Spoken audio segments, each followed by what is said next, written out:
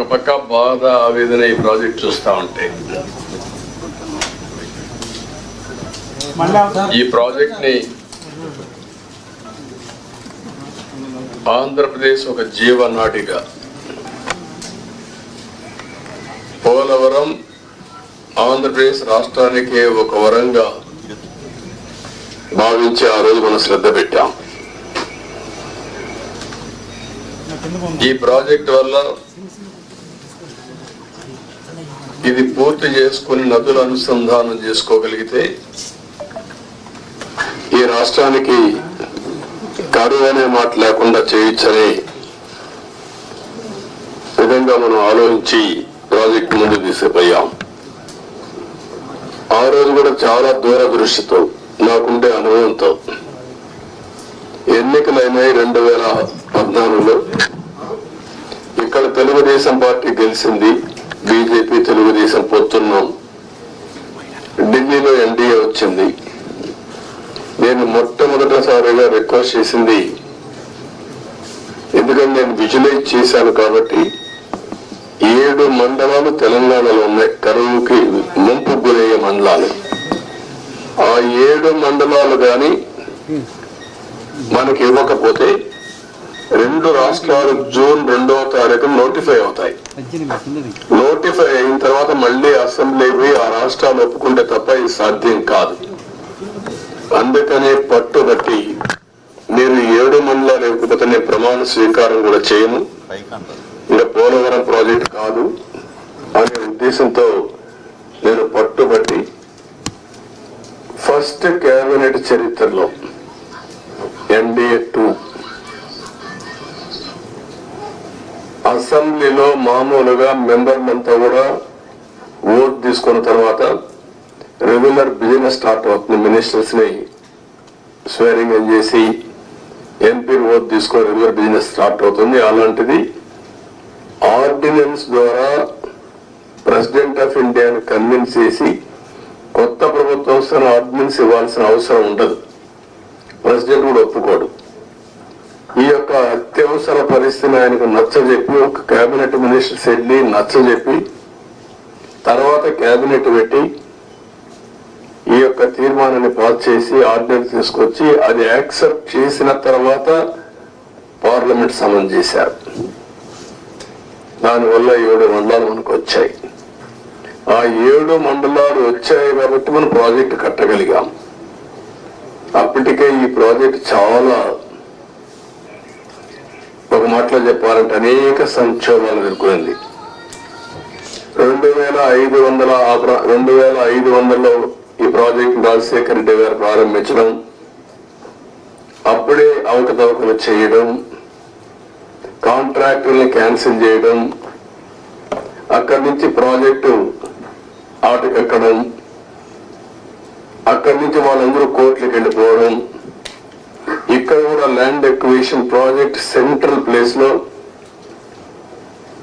Land acquisition చేయాలంటే వాళ్ళు కోర్టుకు వెళ్ళడం, right main canal left main canal కాలువలు తవ్వాలంటే వాళ్ళు కోర్టులకు వెళ్ళిపోవడం, ఎన్ని లిటిగేషన్లు పెట్టాలో అన్ని లిటిగేషన్లు పెట్టి 2014 కంటే ముందు కిరణ్ కుమార్ రెడ్డి ముఖ్యమంత్రి అయిన తర్వాత టెండర్లు పిలిచాడు. అది కూడా కోర్టుకు పోయి గందరగోళం అయ్యి తర్వాత ఫైనల్ గా అన్ని కోర్టులు వెకేట్ వచ్చింది. ఆ సమయంలో విభజన జరిగిన సమయంలో ఇది నేషనల్ ప్రాజెక్ట్ గా విభజన చట్టంలో పెట్టారు. ఇన్ని నానా అవస్థలు పడి ప్రాజెక్టు ఇప్పుడే కాదు, ఈ ప్రాజెక్టు కన్సీవ్ చేసి చూస్తే 1940లోనే కన్సీవ్ చేశారు బ్రిటిష్ వాళ్ళు. అప్పటి నుంచి ముందుకి వెనక్కి రావడం, అప్పుడు కూడా 300 టీఎంసీ నుంచి 700 టీఎంసీ ఇంకా హైట్ కూడా పెంచి కట్టాలని చెప్పి అనుకున్నారు. కడాను మనకు వచ్చింది చూస్తే 45.72 మీటర్లు దీంట్లో కట్టినప్పుడు 194 టీఎంసీ ఆఫ్ వాటర్ స్టోర్ చేసేట్టుగా మనం దీన్ని పెట్టుకున్నాం. అంటే 194 టీఎంసీ వాటర్ పెట్టుకుంటే 320 టీఎంసీ ఆఫ్ వాటర్ వాడుకునే అవకాశం వస్తుంది. ఫ్లడ్ వాటర్ వచ్చినప్పుడు ఈ రిజర్వాయర్లు పంపించి అన్ని చేసే అవకాశం వస్తుంది. ప్రాజెక్టు చూస్తే ఉత్తరాంధ్ర కానీ ఈ యొక్క ఈస్ట్ వెస్ట్ గోదావరి, కృష్ణా, గుంటూరు, ఒక మాటలో చెప్పాలంటే ఇవన్నీ కానీ సక్రమంగా వాడుకుంటే రాయలసీమకు కూడా కరువు ప్రాంతమైన రాయలసీమకి ఇక్కడ గోదావరి నీళ్లు వాడుకొని కృష్ణా వాటర్ వాళ్ళకి ఇచ్చే అవకాశం ఉంటుంది.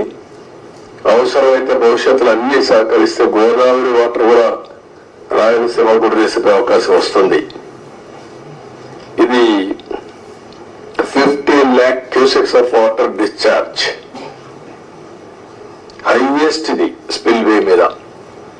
3 గ్యార్జెస్ ఉంది చైనాలో, దానికంటే ఎక్కువ.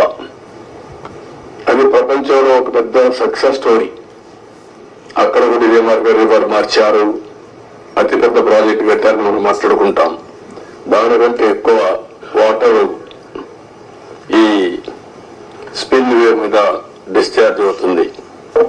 గేట్స్ కూడా చూస్తే 48 number, 16 into 21 meters size, 320 metric tons weight కూడా. ఇవి కూడా ఒక పెద్ద ఛాలెంజ్ కింద బిగ్గెస్ట్ గేట్స్ డిజైన్ చేసి మనం ముందుకు పోయాం. ఇంకొక పక్కన మీరు చూస్తే మేజర్ రివర్ ని డైవర్ట్ చేయడం, రివర్ ని డైవర్ట్ చేసి స్పిల్ వేని తీసుకొచ్చి స్పిల్ ఛానల్లో మనం వదిలిపెడుతున్నాం.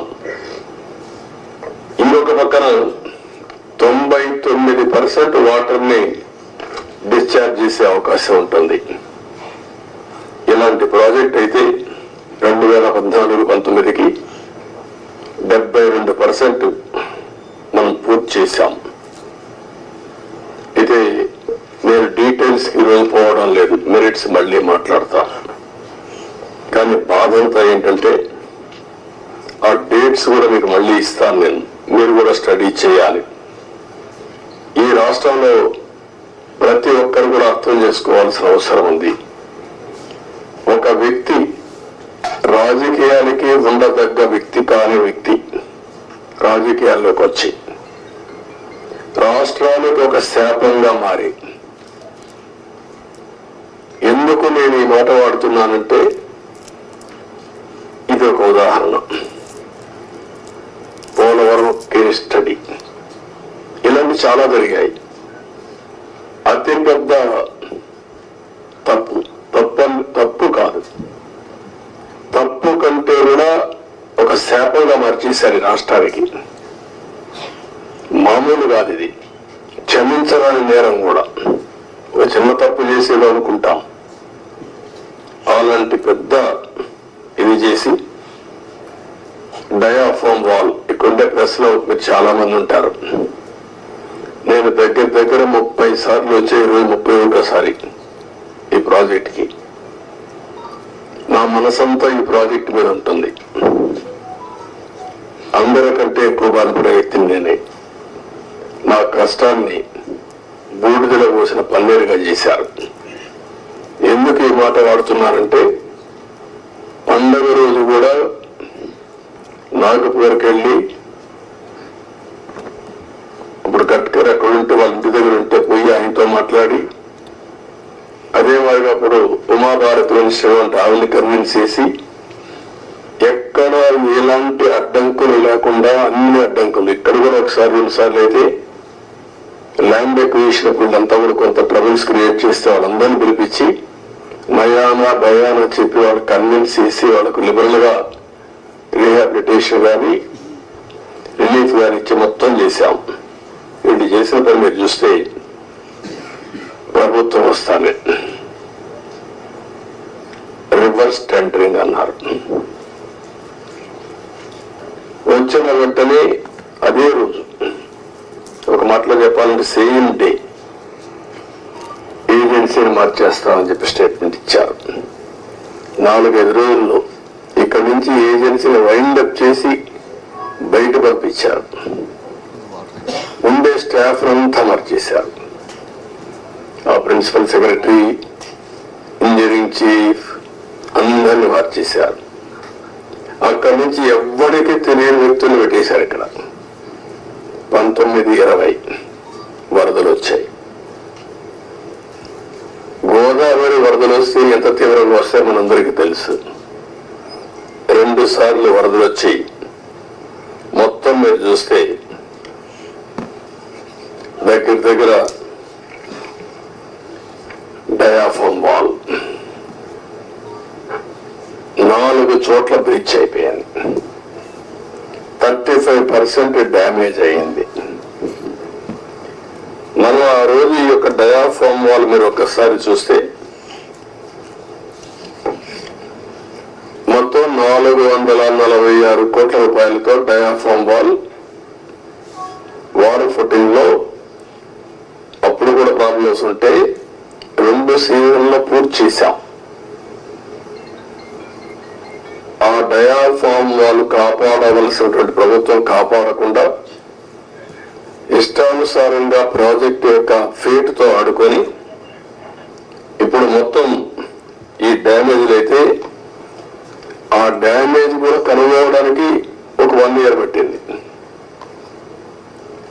గవర్నమెంట్ ఆఫ్ ఇండియా చాలా సార్లు చాలా స్పష్టంగా మీరు మార్చద్దంటే అవన్నీ కరెస్పాండెన్స్ రేపు నేను మాట్లాడతాను. ఇప్పుడు నేను డీటెయిల్స్ పోవడం లేదు. బ్రాడ్ గా కాన్సెప్ట్ ఫస్ట్ హ్యాండ్ ఇన్ఫర్మేషన్ ఇక్కడికి వచ్చాను.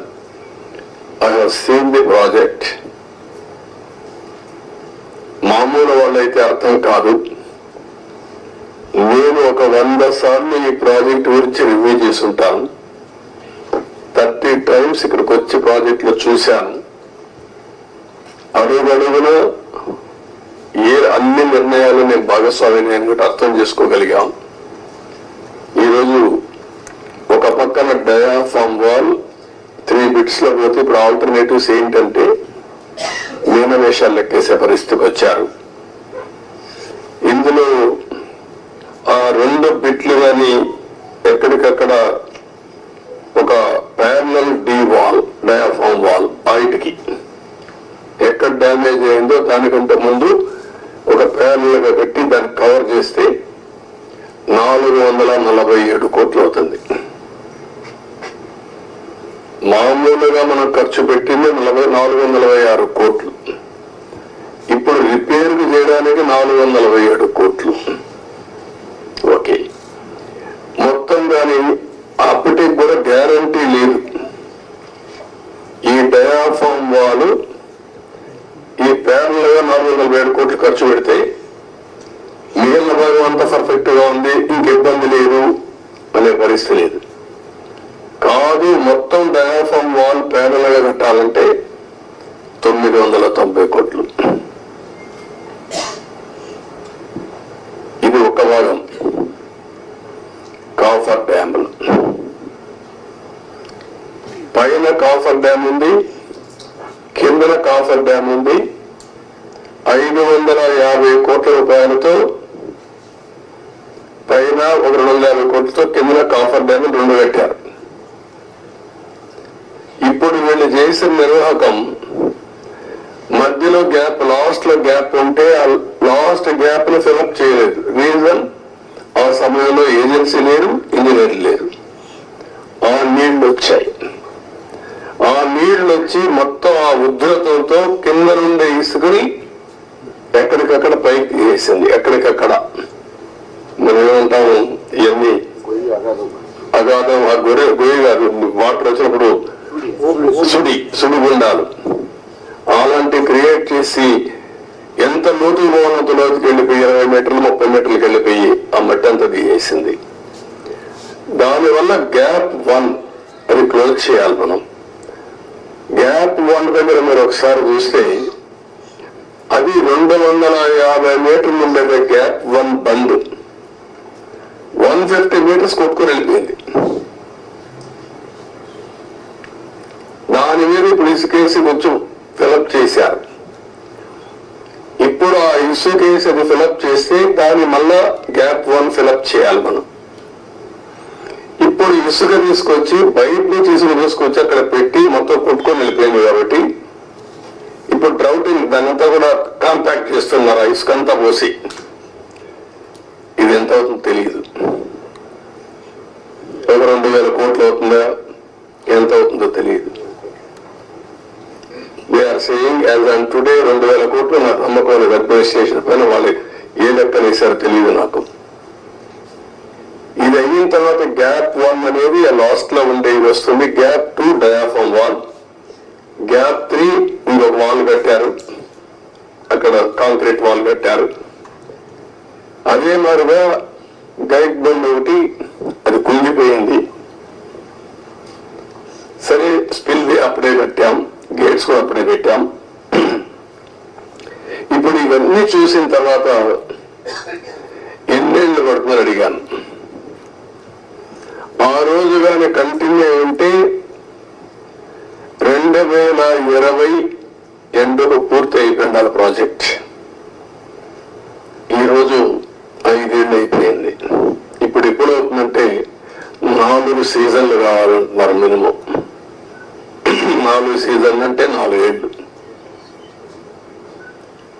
అన్ని సవ్యంగా జరిగితే మళ్ళా ఒక వ్యక్తి రాష్ట్రానికి ఒక శాపంగా ఎట్లా మారుతారనేది ఇది ఒక కేస్ స్టడీ. రాష్ట్రంలో ప్రతి ఒక్కరూ ఆలోచించాలి. నేను డిస్కస్ చేస్తాను. ఇంకా మేజర్ కంటూర్స్ మాత్రం నేను మాట్లాడుతున్నా. మామూలుగా చాలా మందికి అర్థం కాదు కానీ సబ్జెక్టు ఇవన్నీ చూసిన తర్వాత నాకు ఫస్ట్ నుంచి టచ్ లో ఉన్నాను కాబట్టి అర్థం చేసుకోగలుగుతున్నా. ఇవన్నీ కూడా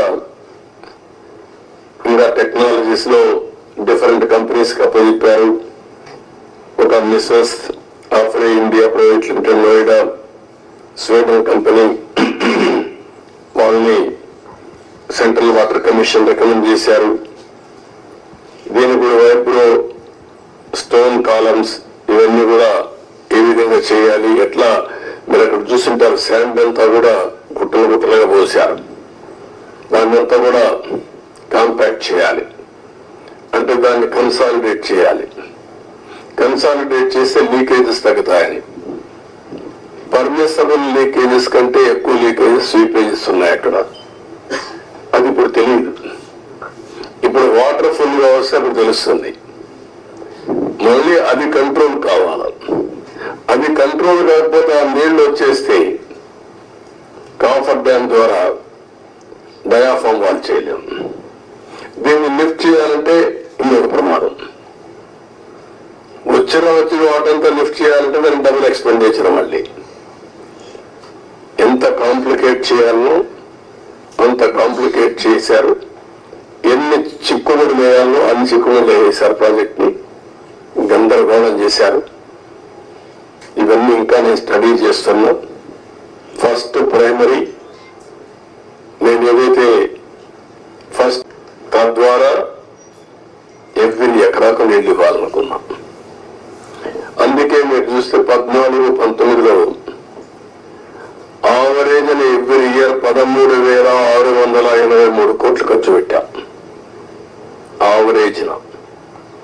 వీళ్ళు వచ్చిన తర్వాత దాన్ని 7,100 కోట్లు తగ్గించేశారు. బడ్జెట్ పెరిగింది, ఎక్స్పెండిచర్ తగ్గించారు. ఆ డబ్బులు కూడా కాంట్రాక్టర్లకు అడ్వాన్స్ ఇచ్చుకున్నారు తప్ప ఎక్కడ ఏ పని కాలేదు. అంత మునుపు కూడా రాజశేఖర్ ముఖ్యమంత్రిగా ఉంటే 4,200 కోట్లే ఖర్చు పెట్టాడు. తర్వాత 3,430 కోట్లు ఖర్చు పెట్టారు. ఫస్ట్ టైం చరిత్రలో 13,683 కోట్ల రూపాయలు ఎవ్రీ ఇయర్ ఖర్చు పెట్టి సాగునీరు కోసం ఎక్కువ ప్రాధాన్యత ఇచ్చాం. పోలవరాన్ని కూడా ముందుకు తీసుకెళ్లాం. ఈరోజు ఈ పరిస్థితిలో మీరు కూడా అధ్యయనం చేయండి. డేటా అంతా మీకు కూడా ఇస్తాను. ఇందులో రహస్యాలు ఏమీ లేవు. అలాంటివన్నీ స్టడీ చేసి మనం ఏం చేయాలో చేయడం, దీన్ని కంప్లీట్ చేసుకోవాలి. ఇది ఒక కేస్ స్టడీగా ప్రతి ఒక్కరికి అర్థం కావాలి. రాష్ట్రంలో ఉండే ప్రతి ఒక్క వ్యక్తికి సంబంధించిన ప్రాజెక్ట్ ఇది. వాళ్ళ భవిష్యత్తుకు సంబంధించిన ప్రాజెక్ట్ ఇది.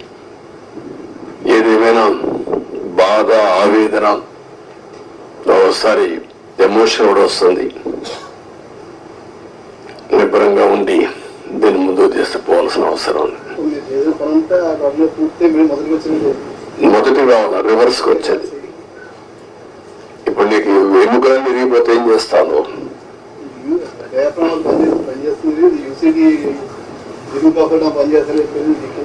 అది లేదు, అప్పర్ కాఫర్ డ్యామ్ లేదు, లోయర్ కాఫర్ డ్యామ్ లేదు, గైడ్ బండ్ ప్లస్ గ్యాప్ 1 సగం కొట్టుకొని వెళ్ళిపోయింది.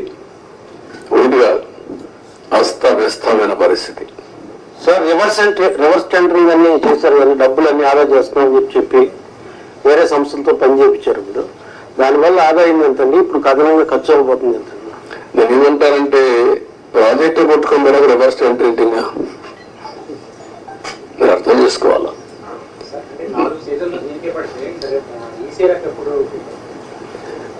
వాట్ ఐఎమ్ సేయింగ్, ఇది 3 సీజన్లన్నా పూర్తి చేసి ఈసీఆర్ఎఫ్ తీసుకురావాలా. దట్ ఈస్ ప్రైమరీ వాళ్ళు చెప్పిన రిపోర్టు. దాన్ని నేను ఇంకా అధ్యయనం చేయాల్సిన అవసరం ఉంది. ప్రాథమికంగా వాళ్ళు ఇచ్చినటువంటి రిపోర్ట్లు ఇచ్చిన డేటా నేను చెప్పాను. మళ్ళీ వీళ్ళు ఎంతవరకు అవగాహన చేసుకున్నారు? సిఏ చెప్తుంది, కేంద్ర మంత్రి ఏం చెప్తాడు? మళ్ళీ ఈ సమస్యలన్నీ పెట్టారు. వాళ్ళు ఎప్పుడు రిపోర్ట్లు ఇస్తారు?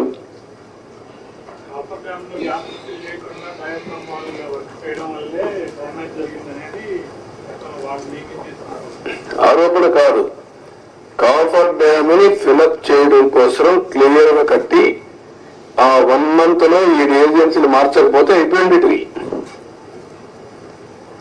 రావడం సేమ్ డే ఏజెన్సీలు మార్చేశారు. ఆ ఏజెన్సీ రెస్పాన్సిబిలిటీ ఆ సీజన్ లో చేసే రెస్పాన్సిబిలిటీ అదే చెప్పారు. Government of India secretary letter రాస్తూ పీపీఏ గానీ గవర్నమెంట్ ఆఫ్ ఇండియా గానీ మీరు మార్చొద్దండి, మారిస్తే అకౌంటబిలిటీ ఎవరికి ఫిక్స్ చేయాలో తెలియదు. నవ్ అకౌంటబిలిటీ సర్వీస్ ఎవరైతే కాంట్రాక్టర్ ఉన్నారో కాంట్రాక్టర్ బాధ్యత, ఇంజనీర్ల బాధ్యత. మీరు ఇప్పుడు మారిస్తే పాత కాంట్రాక్టర్ పోతాడు, కొత్త కాంట్రాక్టర్ వస్తాడు. మధ్యలో ఏదైనా జరిగితే ఎవరైంది చెప్పలేదని మీరు స్టడీ చేసుకోవాలి. అది చాలా స్పష్టంగా చెప్పారు. వెయిట్ చేయండి. డయాఫ్రామ్ వాళ్ళకి ఇప్పుడు నిపుణులు అంతకుముందు వాళ్ళు వేసిన నిపుణులు అది చాలా డ్యామేజ్ అయింది, దానికి ప్రత్యామ్నాయం అన్నారు కదా మీరు అన్నారు, కానీ దాన్ని కూడా ఆపమన్నారని చెప్పి వాళ్ళు రిపోర్ట్ ఇచ్చారు. ఆపమని కాదు, డయాఫ్రామ్ వాల్ 4 రెక్కలు డ్యామేజ్ అయింది, 35%. 4 రెక్కలు డ్యామేజ్ అయింది, దానికి కావాలని బ్యాండేజ్ చేయడం అంటే రింగ్ బెండ్ మారిగా ఒక రింగ్ బండ్ వేసి ఇంకో డయాఫ్రామ్ వాల్ దానికే కవర్ చేయడం. అది కవర్ చేసి మిగిలిన రెక్కల డ్యామేజ్ కావాలని చెప్పలేదు. దానికి 457 కోట్లు, 47 కోట్లు, మొత్తం వేయాలంటే 990 కోట్లు. దానికి 2 సీజన్లు మినిమం. దానికంటే ముందు ఇది కావాలి, కాఫర్ డ్యామ్ లో నీళ్లు లీక్ కాకూడదు. మొత్తం కలిసి they are claiming 4 seasons. Entire upper coffer dam entire leakage మొత్తం డ్యామేజ్ అయిందని చెప్పేసి నిపుణులు ఎందుకని చెప్పి అది కూడా ఇప్పుడు ఎప్పుడైతే వాటర్ ఇక్కడ లోపలికి వచ్చి కిందన కాఫర్ డ్యామ్ ఉంది, పైన కాఫర్ డ్యామ్ ఉంది, నీళ్లు పోలేవు, సుడిగుండాలుగా మారి సుడిగా తిరిగి ఆ శాండ్ ఒక 20 మీటర్లు 30 మీటర్లు కొట్టేసింది, పైకి లేపేసింది, మొత్తం కొట్టుకోపోయింది. కొట్టుకోపోయిన తర్వాత కాఫర్ డ్యామ్ కూడా దెబ్బతింది.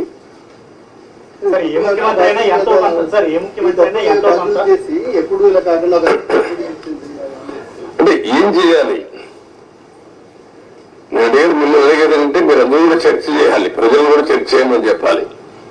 సార్, ఏ ముఖ్యమంత్రి అయినా అభివృద్ధిలో ఎంతో కొంత తన మార్పు చూపించాలని చూస్తారు, కానీ 5 ఏళ్ళు ఇలా ఉండిపోవడం అంటే ఏంటి? అనుభవం లేకపోవడం వల్ల జరిగిందా, లేక వేరే ఎజెండా ఉందా? అజెండా కాదు, అజం, మూర్ఖత్వం, అజం. ఏమీ తెలియకపోయినా ఇష్టానుసారంగా బిహేవ్ చేయడం, ఒక పద్ధతైన రాజకీయాలు చేయడం. అందుకే చెప్పాను, రాజకీయాల్లో ఉండదగ్గన వ్యక్తి కాదు. ఎలాంటి వ్యక్తులు రాజకీయాల్లో ఉండకూడదో అలాంటి వ్యక్తి కేస్ స్టడీ ఇది. Not only this.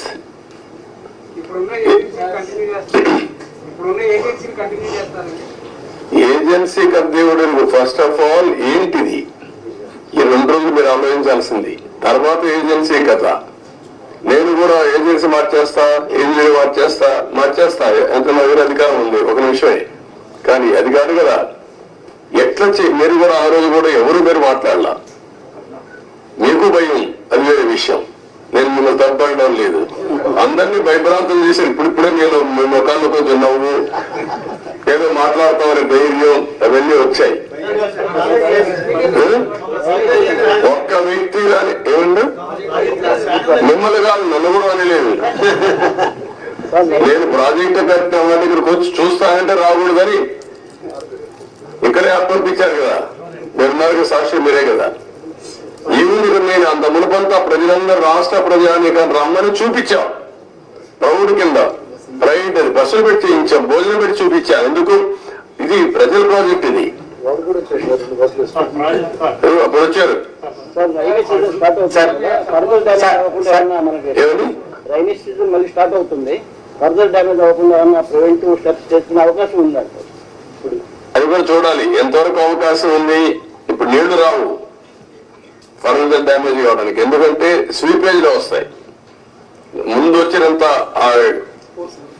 ఫోర్స్ మొత్తం నీళ్లలో వచ్చేసాయి కదా, ఆ నీళ్లన్నీ వచ్చి డయాఫామ్ వాల్ మీద పడి సుడిగా ఎక్కడికక్కడ కిందన పైన సుడి తిరిగేసి మొత్తం కొట్టేసింది. సార్ సార్ సార్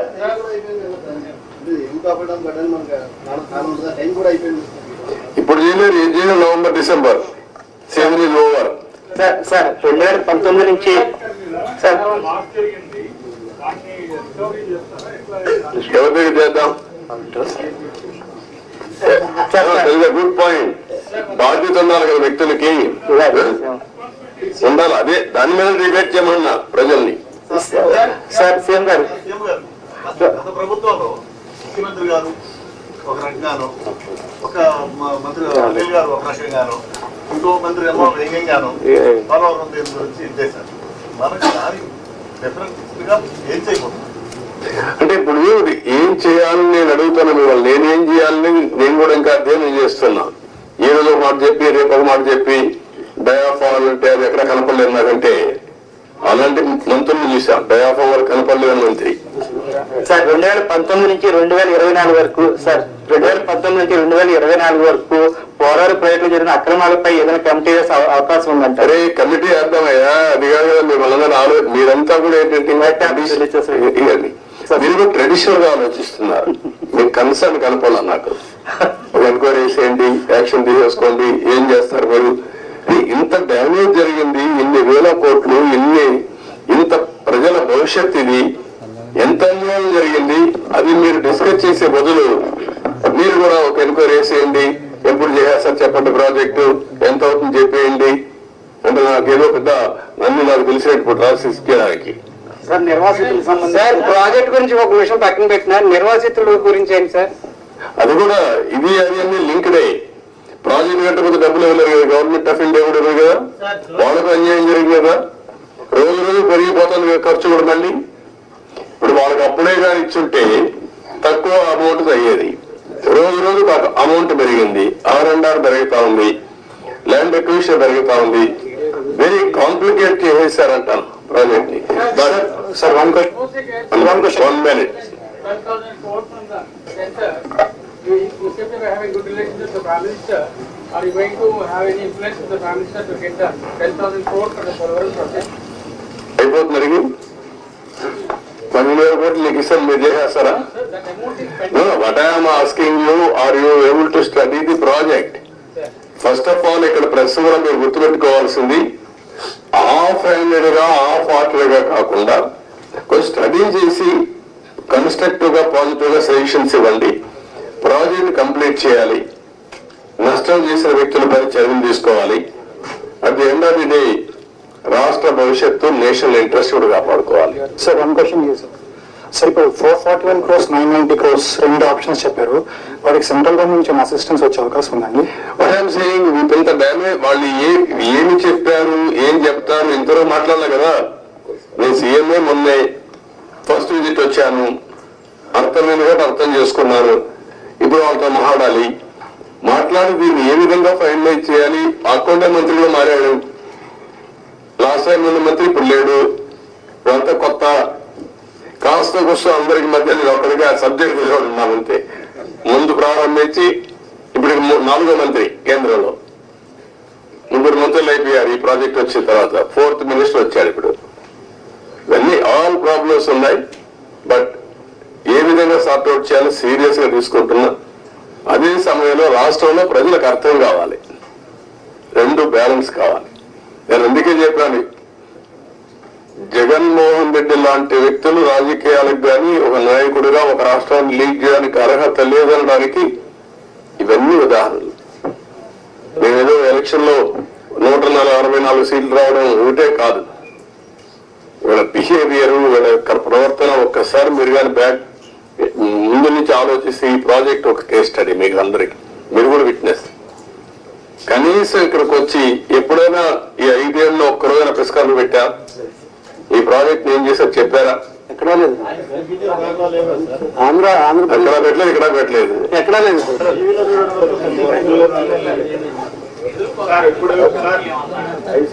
అఖిల పక్ష కమిటీ ఏం చేస్తారు? అఖిల పక్షం వేస్తా ఏం చేస్తారు? కసో తిరిగేసి వెళ్తారు, అంతే కదా. అది కాదు కదా ఇష్యూ, ఎట్లా పరిష్కారం చేయాలి? సార్ ఇంకేమో కదా అంటే ఇంత జాతి విపత్తు ఆంధ్రాకి ఇంత ఇబ్బంది కలిగింది, ఫర్దర్ గా మళ్ళీ ఇలాంటివి జరగకుండా అంటే ఎవరు వచ్చినప్పుడు వాళ్ళు అలా కాంట్రాక్టర్ని అలా మార్చకుండా మీరేమన్నా రికమెండ్ అంటే జాతీయ స్థాయిలో ఇప్పుడు మీరు నేతగా ఉన్నట్టు ముఖ్యనేతగా అలాంటి రిఫార్మ్ ఏదన్నా సజెస్ట్ చేస్తారు? అదేమా అన్ని మాట్లాడదు ఇప్పుడు. అది కూడా దానికి అలాంటి డెమోక్రసీలో మనం ప్రజలు సరి విజ్ఞతతో మనం ఓట్లేశారు, ఆ ప్రజలే లాస్ట్ టైం ఓట్లు వేశారు కాబట్టి లైసెన్స్ వచ్చింది డ్యామేజ్ చేయడానికి. ఇదో కేసు అది అంతే. గవర్నమెంట్ ఆఫ్ ఇండియా చట్టాలు తేవడేముంది, అన్ని రాష్ట్రాలు తేలేరు కదా. ఒక రాష్ట్ర ప్రభుత్వం, కేంద్ర ప్రభుత్వం తప్పు చేసిన పనిష్ చేయాలి. ఎవరు పనిష్ చేయాలి? ప్రజలు పనిష్ చేశారు, సరిపోతుందా? 5 ఏళ్లలో పూర్తయ్యే ప్రాజెక్టు 10 ఏళ్ళు అయిపోతుంది. 10 ఏళ్ళు కాదు, డబ్బులు ఎవరు డబ్బులు? ఇది ట్యాక్స్ పేయర్స్ మనీ.